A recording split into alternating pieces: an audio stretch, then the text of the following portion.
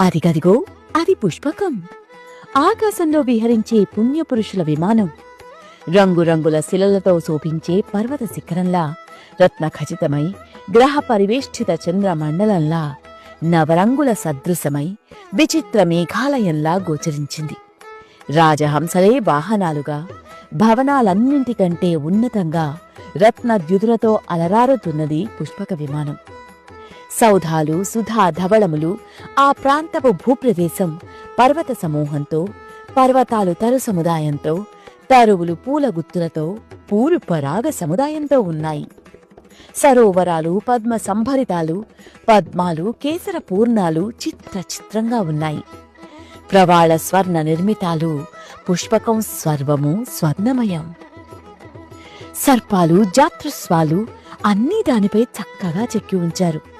అంతేనా, కొన్ని పక్షులు వైఢూర్యమణిమయాలు, మరికొన్ని రజిత ఖచితాలు, ఇంకొన్ని వయ్యారంగా వంగిన రెక్కలతో ఉంటే, మరికొన్ని పగడాలతో బంగారంతో పువ్వులు చెక్కిన రెక్కలతో ఉన్నాయి.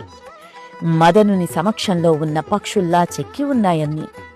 కేసరాలు వీడని కలువలు పట్టిన తొండాలతో గజరాజులు, పద్మహస్త అయిన లక్ష్మీదేవి స్వరూపం కూడా పుష్పకంలో కనిపించింది.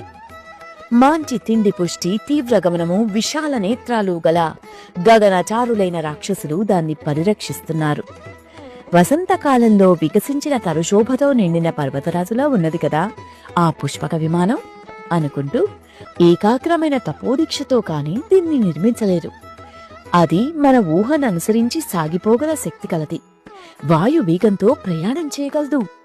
ఇది మహాత్ములు, శ్రీయశో విరాజితుడు అయిన దేవతల భవనంలా, దర్శన మాత్రం చేత మనసుకి ఆహ్లాదం కలిగించే వస్తువులా, చిన్న చిన్న శిఖరాలతో నిండిన గిరిశిఖరంలా, వసంత సుమశోభతో, వాసంతాధిక మనోహరంగా, శరత్కాల చంద్రునిలా ఉంది అనుకున్నాడు హనుమంతుడు.